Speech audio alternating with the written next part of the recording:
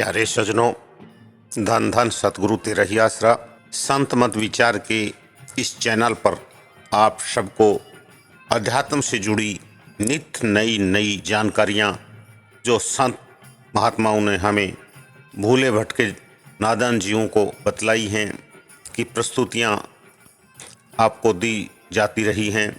नामदान गुरु मंत्र की पोस्ट पहले ही डाल दी गई है। सुमिरन और 6 चक्रों का ध्यान संत मंत्र के अनुसार भी आपको अपनी पोस्ट में दे चुका हूँ। उसी क्रम को आगे बढ़ाते हुए 10वें द्वार से आगे के लोगों का वर्णन अलख अगम सतलोक अनामी जो संत मत का सार है। नीचे की भक्ति हमें अपने राम मिलावे के लक्ष्य तक नहीं पहुंचा सकती, हमारे 84 के बंधन से मुक्त नहीं कर सकती। परम संत मस्ताना जी ने भी अपने शब्दों में हमें समझाने की कोशिश की है, प्रयास किया है कि यह त्रिलोकी काल के हक में है। इस त्रिलोकी के ऊपर 4 स्थान हैं: सहस दल कंवल, त्रिलोकी, 10वां द्वार और भंवर गुफा। इसके ऊपर अमरलोक, सतलोक, अलखलोक, अगमलोक। उसके ऊपर अखे अनामी है जहाँ निराधार पुरुष बैठा है। उस निराधार पुरुष के अवतार परम संत हैं। अगर जीव संतों के पास जावे तो इस संसार से निकलने की युक्ति बता देवें। परम संत मस्ताना जी ने आगे भी अपने शब्दों में हमें समझाया है कि 6ठा चक्र में जिंदा ठाकुर बसे, वहाँ ब्रह्म पसारा। उठे नित की होती आरती, बजे शंख अपारा। ऊपर निरंजन बादशाह, मुंदा सबका 10वां द्वारा। यह 5 धुन है काल की, निरंतर नकल बनाई। जिसने धुन सुनी है शब्द की, वो पकड़ी चाल अनोखी। श्रावद विहंग में चाल के, खेलो अगम की मोखी। 14 चौकी तोड़ के, काल के खप्पर में ठोकी। परम संतों ने पकड़ा काल को, दिया कैद कराई। गगन मंडल में झूला घाला, झूले राम हमारा। उठे शब्द स्वरूपी राम है, छूटे शब्दों की धारा। अगम अलग सतलोक में सब शब्द पसारा। उठे आत्मा का राज है, हे कर्ता संत बादशाही। फिर आगे हमें समझाने की कोशिश की है कि 10वें द्वार पर शेर खड़े तने बहुत डरावेंगे। फिर शब्द डोर सतगुरु देवें तुम पकड़ के चालिए। 14 चौकी लगे काल की, तू मत दिल में घबराना। शब्द सैल तने देऊं सुरता, तू तोड़ दिए सब थाना। तेरी चाल विहंग में हो जागी, तू देश अनामी में जाना। वहाँ पर सतगुरु अपने हैं, परम संत मस्ताना। अब तू गुण सतगुरु के गाना, चढ़ के चरण दबाना। तो प्यारे सज्जनों, मस्ताना जी ने हमें किसी तरह की कमी नहीं छोड़ी है, क्योंकि वो तो खुद उस अनामी देश के वासी थे और हम लोगों को इस त्रिलोकी से लेने के लिए आए थे। अगला फिर उन्हीं का शब्द में उन्होंने फिर समझाने की कोशिश की है।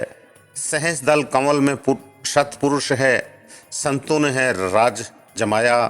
त्रिलोकी में अलख अगम में अगम पुरुष समाया। देश अनामी में सतगुरु प्यारा, जहाँ पर सुरता जावेगी। जागृत पुरुष निराधार रहे, सूरत जन्म नहीं पावेगी।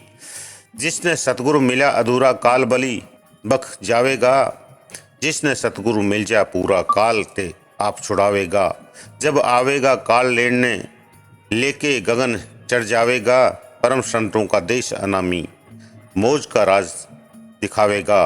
सब स्वरूपी बसे, वहाँ सहज मुक्त हो जावेगा। 600 मस्ताना कहे चौथे राम का, सब दुनिया यश गावेगी। कबीर साहब की वाणी, कर नैनो दीदार महल में प्यारा है में 6 चक्रों का वर्णन 10वें द्वार तक पहले हम आपके सामने प्रस्तुत कर चुके हैं, और उन्होंने आगे के असली देश का वर्णन भी अपनी वाणी में किया है। पूर्ण धनी हजूर महाराज सावन सिंह जी ने इस वाणी को आगे खोलते हुए 10वें द्वार का आगे का जो संतों का देश, संतों का मार्ग आगे आता है, उसका वर्णन किया है। हम जरा उसको संक्षिप्त में आपके सामने प्रस्तुत करने जा रहे हैं। वाणी को ध्यान से सुने तो ही जब आपके पास समय हो तभी इस वाणी को सुनेंगे तो फायदा है, चलते फिरते सुनने का ये खेल यहाँ पूरा नहीं हो सकता। कवलन भेद किया निर्वारा, यह सब रचना पिंड मझधारा। कबीर साहब ने नीचे का जो भाग है इसकी व्याख्या कर दी 6 चक्र के रूप में। इस भाग को पिंड कहते हैं, ये शरीर का चौथा भाग है। सत्संग कर सतगुर सिर धारा, वह सतनाम उचारा है। संतों का मत यहाँ से शुरू होता है। कबीर साहब कहते हैं कि यह सतगुरु ने हमें बतला दिया है, संतों का मार्ग ऊपर का है, नीचे का नहीं। हमें ऊपर जाना है। कहाँ जाना है? सचखंड में, सतनाम में। वह 5वां स्थान है, अंड और ब्रह्मांड दोनों से पार है। सतगुरु ने हमें उसका ही उपदेश दिया है। आंख कान मुख बंद कराओ, अनहद जिंगा शब्द सुनाओ। अब आपको सचखंड जाना है। कैसे जाएंगे? कहते हैं कि आंखों को बंद करो और कान जो कि बाहर की ओर जाते हैं बंद करो, जिव्या बंद रखो। तुम्हारे अंदर आवाज़ यानी नाद बज रहा है। झिंगूर बोलते हैं। झिंगूर को पंजाबी में भिंडा कहते हैं। जिस प्रकार सीटी की आवाज़ आती है इसी प्रकार समझ लो। दोनों तिल एक तार मिलाओ, तब देखो गुलजारा है। दोनों आंखों की बनावट ऐसी है कि इनकी ज्योति तीसरे नेत्र से आती है। अब सुमिरन द्वारा रूह है को अंतर्मुख ले जाओ, अंदर प्रकाश जाएगा। वह आँख स्वयं ही प्रकाशमान है। हमारी यह बाहरी आँख जड़ है, स्वयं नहीं देख सकती। जिस जगह ये पांचों चीज़ें हैं, सूर्य चंद्रमा तारे बिजली लैंप न हों, ये बाहरी आंखें काम नहीं देती। वह जो अंदर की आंख है उसे इन चीज़ों की ज़रूरत नहीं, वह स्वयं ही प्रकाशमान है। इन आँखों को बंद करके उस आँख को खोल लो, इन कानों को बंद करके उन कानों को खोल लो। जब हम दोनों आँखों को बंद करेंगे और तीसरी आँख में हमारा ध्यान जाएगा तो अंदर प्रकाश हो जाएगा। इस प्रकार संतों की शिक्षा तीसरी आँख से शुरू होती है। चंद सूर एके घर लाओ, सुषमन सेती ध्यान लगाओ। जब तीसरी, आजकल वैज्ञानिकों ने ऐसी मशीनें, ऐसे यंत्र का आविष्कार किया है, ऐसे सूक्ष्मदर्शी यंत्र का आविष्कार किया है जो एक सूक्ष्म वस्तु को अपने वास्तविक रूप से 1600 गुना अधिक दिखाई देती है। लेकिन आत्मा और आत्मिक लोग किसी भी मशीन से नहीं देखे जा सकते। इन्हें आत्मा ही देख सकती है, आत्मा ही इनका अनुभव कर सकती है। हमारा संपूर्ण वायुमंडल रूहों से भरा पड़ा है। संसार का कोई जड़ पदार्थ रूह को नहीं रोक सकता। मनुष्य को चाहे एक शीशे के डिब्बे में बंद कर दो, परंतु आत्मा को रोका नहीं जा सकता। यह जो हमारा स्थूल शरीर है, इसके अंदर सूक्ष्म शरीर है, उसके अंदर कारण शरीर है। जिस समय आत्मा के ऊपर से सब आवरण उतर जाएंगे, उस समय आत्मा का प्रकाश 12 सूर्य का होगा। यह आत्मा परमात्मा का अंश है। इसे अपनी शक्ति का ज्ञान नहीं। जब मनुष्य के सब अवतरण उतर जाएंगे तब उसे पता चलेगा कि इसका अपना तेज 12 सूर्य का है। यह प्रकाश हर समय हमारे अंदर है परंतु दिखाई नहीं देता। जिस प्रकार एक बड़ा गैस का लैंप हो, उस पर 10-20 टाट के पर्दे चढ़े हों, उसे जिस कमरे में ले जाओ कोई प्रकाश नहीं होगा। ज्यों ज्यों पर्दे उतरते जाएंगे प्रकाश की किरणें छन छन कर निकलेंगी। आत्मा का वास्तविक रूप सतलोक में जाकर दिखाई देता है। 10वें द्वार में भी सूक्ष्म माया का पर्दा है। पूर्ण प्रकाश तो सचखंड में ही जाकर दिखाई देता है। डाकिनी शाकिनी बहु किलकारें, जम किंकर धर्मदूत हंकारें। सहस्त्र दल कमल से जब आत्मा ऊपर जाती है तो मार्ग में विरोधी शक्तियों का बहुत जोर होता है। अब यह बात बहुत सूक्ष्म है, ध्यान से समझने योग्य है। इन तीनों लोकों का जो स्वामी है वह काल है। जो वास्तविक स्वामी है वह सतनाम है। त्रिलोकीनाथ या काल आत्मा को ना मार सकता है, ना जला सकता है। त्रिलोकीनाथ ने आत्माओं को ऊपर से लिया है। उसने आत्मा को के किले के भीतर बंद किया हुआ है। आत्मा को सांसारिक विषय विकारों में उलझा रखा है। जब आत्मा ऊपर जाती है तो इसका कर्तव्य है कि आत्मा को ऊपर जाने से काल रोके। मार्ग में किसी किसी स्थान पर ऐसी सुंदर स्त्रियां मिलती हैं जिनके तुल्य इस संसार में कोई नहीं। वे मनुष्य को फुसलाना चाहती हैं कि ऊपर मत जा, परंतु सतगुरु साथ होता है, वह तो इनकी ओर देखने भी नहीं देता। जो नाम सतगुरु देता है उसके निकट वे आती भी नहीं हैं। जिस प्रकार राजा के नौकर को कोई नहीं रोक सकता, इसी प्रकार जब जीव सतनाम का जाप करता है, सतगुरु का जाप करता है, तो उसे कोई नहीं रोक सकता। मतलब यह है कि प्रत्येक खंड में बड़े बड़े महान देश हैं। आत्मा सहस्त्र दल कमल को पार करके ब्रह्म में जाती है, फिर ब्रह्म को पार करके पार ब्रह्म में जाती है। जिसको पूरा सतगुरु मिला है वे वहीं जाते हैं। जब आप अंदर जाओगे ये सब आपको मिलेंगे। यह सब बातें आपके अंदर हैं। समस्त ब्रह्मांड आपके अंदर है। सतनाम सुन भागे सारे, जब सतगुरु नाम उचारा है। अब जो रूह एक वृक्ष के अंदर है, वही रूह एक मच्छर के अंदर है, वही रूह हाथी के अंदर है, वही रूह मनुष्य में है। यह बड़ा मनोरंजक विषय है और समझने योग्य है। सत्संग में इसकी समझ आती है। गगन मंडल विच ऊर्धमुख कुआ, गुरु मुख साधु भर भर पिया। निगुरे प्यास मरे बिन किया, जाके ही ये अंधियारा है। अब त्रिकोटि ब्रह्म का देश है। हमें तो ऊपर जाना है।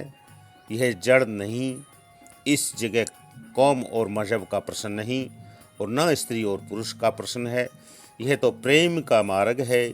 मेहनत द्वारा, परिश्रम द्वारा ऊपर चढ़ने और अंदर का पर्दा खोल लो। यदि संसार में कोई दुर्लभ वस्तु है तो वह पूरा गुरु है।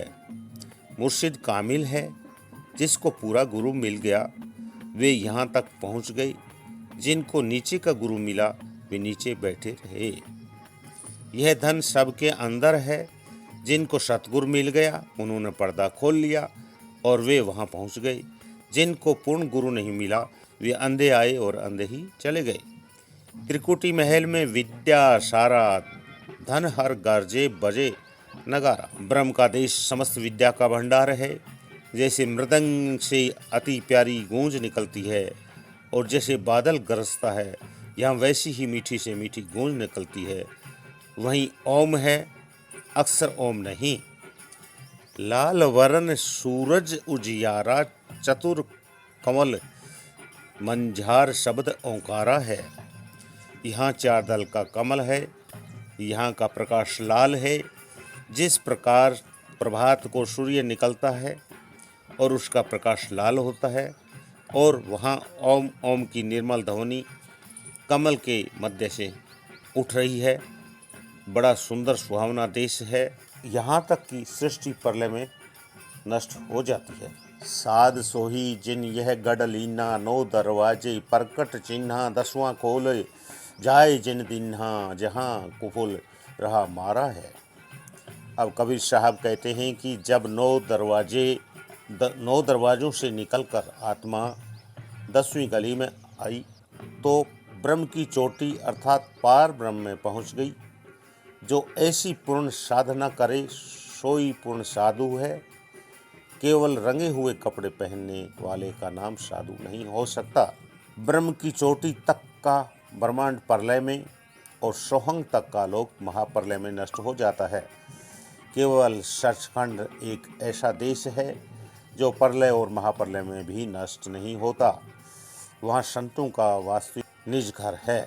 आगे शेत शून्य है भाई, मान सरोवर पैठी अनहाई।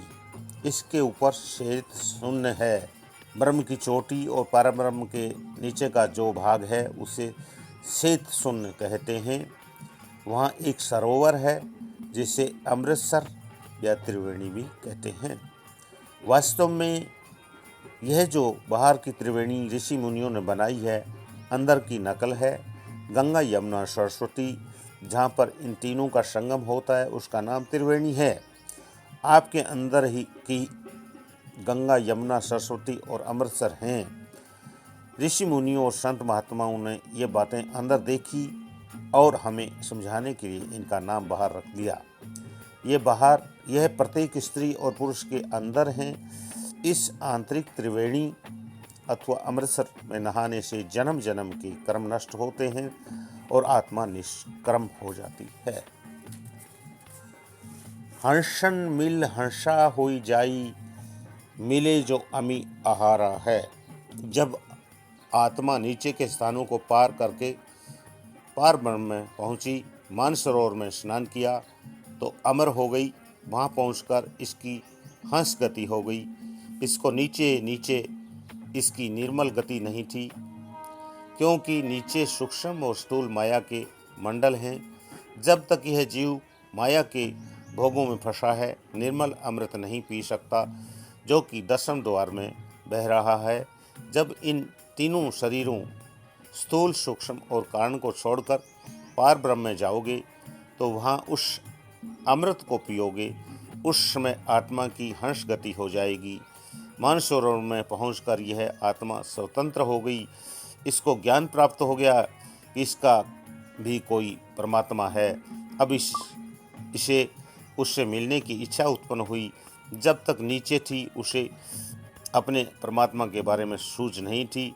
सारा संसार अंधा आया और अंधा ही चला गया। परमात्मा के बारे में किताबों में पढ़ लिया अथवा महात्माओं से सुन लिया, न कभी अंदर गए और न दर्शन किए।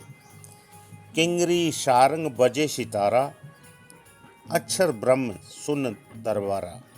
प्रत्येक स्थान का अपना अपना राग है। इस जगह किंगरी और सारंगी की रसदायक धुन आ रही है। द्वादश भानु हंस उजियारा, खट दल कमल मंझारा, शब्द रणकारा है।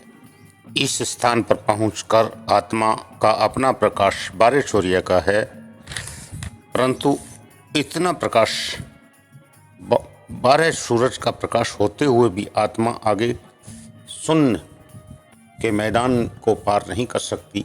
वहाँ सद्गुरु अपने प्रकाश द्वारा आत्मा को ऊपर ले जाते हैं। इस स्थान का स्वामी रारंकार है। महाशून्य सिंध शिशमी घाटी, बिन सतगुरु पावे नहीं बाटी। व्याघर सिंह सरप पहु काटी, तह सहज अचिंत पसारा है। इससे आगे महाशून्य का मंडल है। महाशून्य वह स्थान है जहाँ पर निर्मल शुद्ध माया है और उस स्थान पर प्रभु की चेतन शक्ति सत शब्द महाप्रलय रूप में है।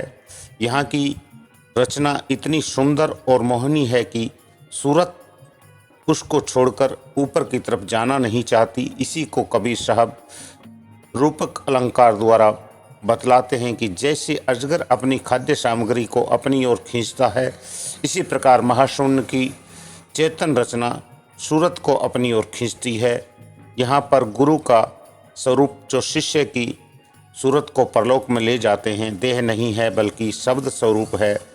वह अपने सेवक की सूरत को अपने में लीन करके उस मंडल से पार कर देता है। पार ब्रह्म में आत्मा का 12 सूर्य का प्रकाश होते हुए भी वह इस मंडल में कोई महत्व नहीं रखता। बहुत से ऋषि मुनि जो पार ब्रह्म में गए, जिनको आगे का गुरु नहीं मिला, वे वहीं रुके बैठे हैं। उनको वहाँ कोई कष्ट नहीं। जैसे रात को हम लैंप लेकर अपना काम कर सकते हैं, वे भी अपनी अपनी लाइट प्रकाश में वहाँ का सुख अनुभव करते हैं, मगर वे आगे नहीं जा सकते। जिनको ब्रह्म तक का गुरु मिला वे ब्रह्म में रह गए, जिनको तुरिया पद का गुरु मिला वे तुरिया पद तक ही रह गए। अष्टदल कंवल पार ब्रह्म भाई, दहिने द्वादश अंचित रहाई, बाएं 10 दल सहज समाई, यूं कमलन निर्वारा है। इस जगह अष्टदल का कमल है, दाहिनी ओर चिंत द्वीप है, उसमें 12 दल का कमल है, बाईं ओर सहज द्वीप है, इसमें 10 दल का कमल है। 5 ब्रह्म, पांचों अंड बिनो, 5 ब्रह्म नि अक्षर चिन्हो, 4 मुकाम गुप्त तह कीनो, जा मध्य बंदी वहाँ पुरुष दरबारा है। इसके पार 5 बड़े महान देश अर्थात गोलाकार खंड हैं। हमारा यहाँ मृत्युलोक इस दुनिया में इनके सामने इस प्रकार है जैसे सागर में एक रोम। इन मंडलों में अपना अपना ब्रह्म है। इनके अतिरिक्त 4 स्थान ऐसे हैं जिनको संतों ने गुप्त रखा है। जो लोग इन स्थानों में रहते हैं उनको बंदीवान कहा गया है, अर्थात उनको इसी मंडल में निवास करने के लिए प्रभु की आज्ञा है। यद्यपि उनको यहाँ कोई कष्ट नहीं है, परंतु वे ऊपर नहीं जा सकते। जिन आत्माओं को मृत्युलोक से संत अपने साथ ले जाते हैं उनके आगे वे इन स्थानों पर रहने वाली आत्माएं प्रार्थना करती हैं कि संतों से प्रार्थना करो कि हमें भी ऊपर ले जाएं। यदि संत चाहें तो उनको भी साथ ले जा सकते हैं। 2 पर्वत के संद निहारो, भंवर गुफा तह संत पुकारो, हंसा करते केल अपारो, तहाँ गुरन दरबार है। आगे सोहंग का देश आ गया, जिसे इस्लाम वाले मुकामे अनाहू कहते हैं। सोहंग का अर्थ जो तू है सो मैं हूँ। बूंद सागर को देख करके कहती है कि मैं भी इसी का अंश हूँ। सागर भी पानी और मैं भी पानी हूँ, परंतु वह सागर है और मैं बूंद हूँ। इस स्थान का नाम भंवर गुफा है। यह सचखंड का द्वार है। अनाहू के अर्थ हैं जो तू है सो मैं हूँ। मुसलमानों में ये नाम अरबी भाषा में रखे गए हैं और हमारे संस्कृत में हैं। सहस 88 द्वीप रचाए, हीरे पन्ने लाल जड़ाए, मुरली बजत अखंड सदाए, तह सोह झनकारा है। इस मंडल में 88,000 द्वीप हैं जिनमें भक्त जन निवास करते हैं। सोहंग ब्रह्मांड के पार महान चेतन आत्मा है। यहाँ पर आत्मा निर्मल होकर के अपने आप को परमात्मा को रूप समझने लगती है। जो दृश्य इन देशों के हैं उनका उदाहरण इस संसार में मृत्युलोक में नहीं मिल सकता। संतों ने उनकी उपमा हीरे पन्ने से भी की है, परंतु हीरा पन्ना तो मिट्टी है, जड़ है और वहाँ जड़ नहीं है। संतों ने उपमा देकर समझाया है कि इस संसार के हीरे पन्ने से बढ़कर कोई मूल्यवान वस्तु नहीं है। इसलिए उन देशों की प्रशंसा के लिए संतों ने हीरे पन्ने से उपमा दी है। वहाँ मुरली धुन है जिसका उदाहरण इस संसार में नहीं है। से है हद तजी जब भाई, सतलोक की हद पुनि आई। अब सतलोक जिनको मुसलमानों ने मुकामे हक कहा गया है आ गया है। उठत सुगंध महा अधिकाई, जा को वार ने पारा है। अब सतलोक की महिमा का वर्णन नहीं हो सकता, उनका कोई दृष्टांत नहीं मिलता। संत जन समझाने के लिए इस देश के जड़ पदार्थों के साथ दृष्टांत देते हैं। वह अत्यंत शांति, प्रसन्नता और प्रेम भरा स्थान है जिनके तुल्य इस भूखंड में कोई भी उदाहरण नहीं है। हम नाम क्यों लेते हैं कि जिस समुद्र से हम आए हैं उसी में पहुंच जाएं। षोडश भानु हर्ष को रूपा, बिना संत धुन बजे अनूपा। जब आप वहाँ सचखंड पहुँचोगे तो आपका प्रकाश 16 सूर्य का हो जाएगा। यह आत्मा सतनाम का अंश है, यह कोई छोटी वस्तु नहीं है। हर्षा करत चंवर सिर भूपा, सत्य पुरुष दरबारा है। जो मुकामे हक है वही सतलोक है, उसी को सतनाम कहा गया है। इसने पाप पुण्य करके अपनी दुर्गति की है। इस स्थान पर बीन के जैसी धुन उठ रही है। जब हम इस देश में पहुंच जाएंगे तो वहाँ न जन्म है, न मरण है, न दुख है, न सुख है। जो संत इस संसार में आते हैं वे संप्रदाय बनाने के लिए नहीं आते। वे कहते हैं कि आप अपने अपने धर्म व जाति में रहकर नाम की कमाई द्वारा अपने देश सतलोक पहुंच जाओ। जब तक आप सतलोक में नहीं पहुंचते मुक्ति नहीं पा सकते। संत हर धर्म और जाति के साथ प्यार करते हैं। संतों के सत्संग में अच्छे बुरे, चोर, डाकू, ठग और व्यभिचारी हर प्रकार के पुरुष आते हैं। संत उनसे प्रेम करते हैं। वे जानते हैं कि इनमें परमात्मा का अंश आत्मा है। जिस तरह धोबी के पास हर प्रकार के वस्त्र धुलने आते हैं, धोबी यह नहीं कहता कि ये तेली और हलवाई के वस्त्र हैं, मुझे इनको नहीं धोना है। वह जानता है कि इनमें सफेदी है, मैं इन्हें 2-4 भट्टियाँ चढ़ाकर सफेदी निकाल लूँगा। अनेक चोर, ठग संतों की शरण में आकर महात्मा बन गए। कोड़ा राक्षस कौन था, किंतु संत किसी धर्म जाति का भेदभाव नहीं करते। कोटिन भानु उदय जो होई, एटे ही पुनि चंद्र खलोई। पुरुष रोम सम एक न होई, ऐसा पुरुष दीदार है। यदि करोड़ों सूर्य और करोड़ों चंद्रमा का प्रकाश इकट्ठा कर लो तो भी सत्पुरुष के एक रोम के प्रकाश की बराबरी नहीं कर सकते। उस स्थान पर 16 सूर्य का प्रकाश तो हमारा अपना होगा। आगे अलख लोक है भाई, अलख पुरुष की तह ठकुराई। जीव को नाम देकर सत्पुरुष की गोदी में पहुंचना देह स्वरूप सतगुरु का कर्तव्य है। सतगुरु का वास्तविक स्वरूप सतनाम है। जब जीव सतनाम की गोद में पहुंचता है तो सतनाम उसे अपनी शक्ति देकर के ऊपर भेजता है। फिर ऊपर के दोनों देशों को पार करके वह अंतिम देश में आ जाएगा। अर्बन सूर रोम सम नाही, ऐसा अलख निहारा है। हमारे मंडल के अरब सूर्य, अरब चंद्रमा का प्रकाश भी अलग पुरुष के एक रोम की बराबरी नहीं कर सकता। ता पर अगम महल एक साजा, अगम पुरुष तोहई को राजा। खरबन सूर रोम एक लाजा, ऐसा अगम अपारा है। इसके ऊपर अगम लोक है जिसका स्वामी अगम पुरुष है। खरब सूर्य, खरब चंद्रमा का प्रकाश जिसके एक रोम के तुल्य नहीं है।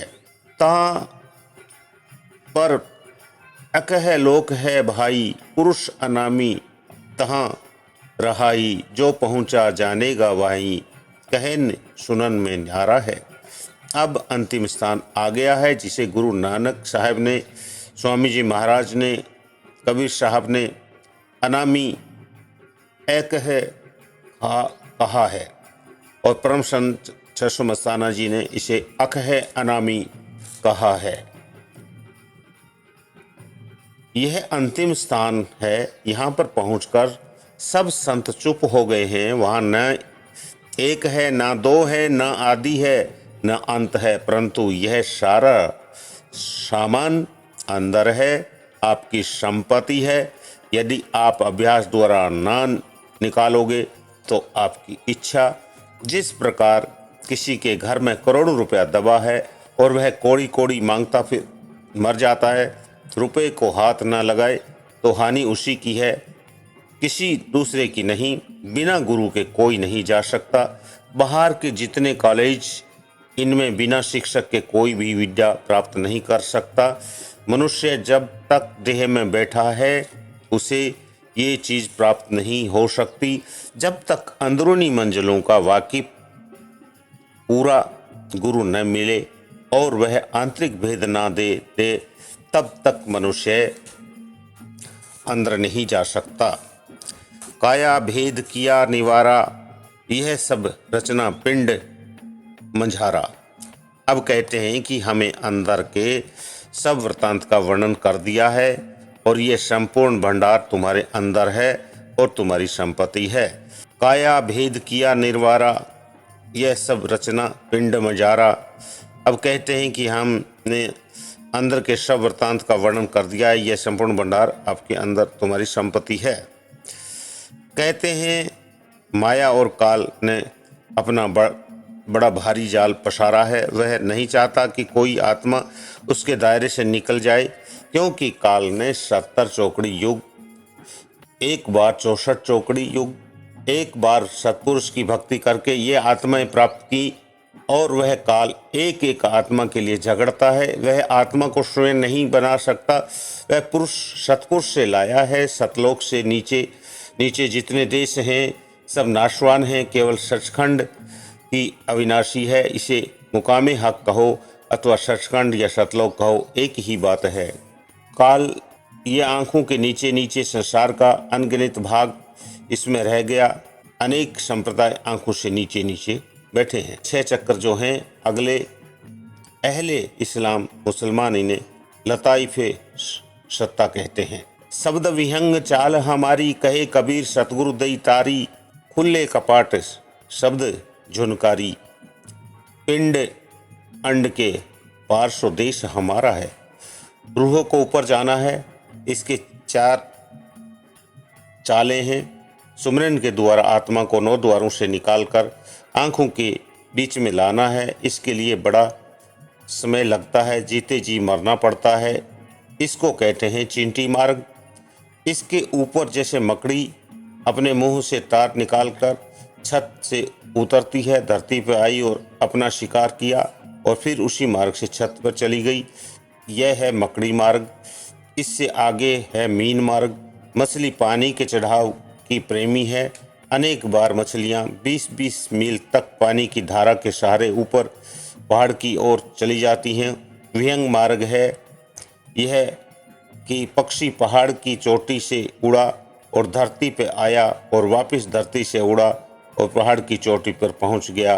कबीर साहब कहते हैं कि हमारा मार्ग विहंगम मार्ग है। यहाँ से पक्षी की तरह आत्मा समेटी सचखंड चले गए और वहाँ से आत्मा समेटी और यहाँ पहुँच गए। यह संतों के गुण हैं कि मालिक के साथ मिलकर भी दीनता नहीं छोड़ते। कबीर साहब कहते हैं कि यह मार्ग मुझे सतगुरु ने प्रदान किया। सतगुरु की कृपा से मैं अभ्यास करके यहाँ तक आ गया। कहते हैं कि हमारा देश सबसे परे है। सारे शरीर का वृतांत कबीर साहब ने कह दिया। वर्णन तो सब ने किया है, गुरु नानक साहब ने किया है, दादू साहब ने किया है और दूसरे महात्माओं ने, परंतु कबीर साहब ने कर्मानुसार वर्णन किया है। और हम हमारे मुर्शिद सावन सिंह जी, जयमल सिंह जी, स्वामी जी महाराज, मस्ताना जी, छसो मस्ताना जी, जो पूर्ण पहुँची हुई ताकत थे, मुक्ति मार्ग के दाता थे, इन्होंने भी शब्द रूप में प्रकट होकर के हमको इशारे अनामी देश के वासी होने के नाते उन्होंने भी हमें यही वेद बतलाया है। क्योंकि यह बातें सुनने और समझने में इतनी समझ में नहीं आ सकती, क्योंकि ये तो करने का फल है, ये तो प्रैक्टिकल मार्ग है। जिन्होंने किया है, उन्होंने देखा है, वो अपनी पुस्तक में हमको समझा गए। हम नादान छोटे जीव, भूले भटके जीवों की क्या औकात है कि सतगुरु की मेहर ना हो तब तक हम भी वहाँ पहुँच पाएँ। लेकिन हमारा कर्तव्य बनता है कि हम लगे रहें। एक न एक दिन सतगुरु की दया मेहर होएगी तो हम भी मंजिल को पा लेंगे। और 6 चक्कर से नीचे का, 10वें द्वार से नीचे का जो खेल है उसको पहले समझाया। वो नहीं संतों का मार्ग जो अभी आपको इस पोस्ट में समझाया है, ये संतों का मकसद है, यही संतों का मार्ग है। दान दान सतगुरु तेरे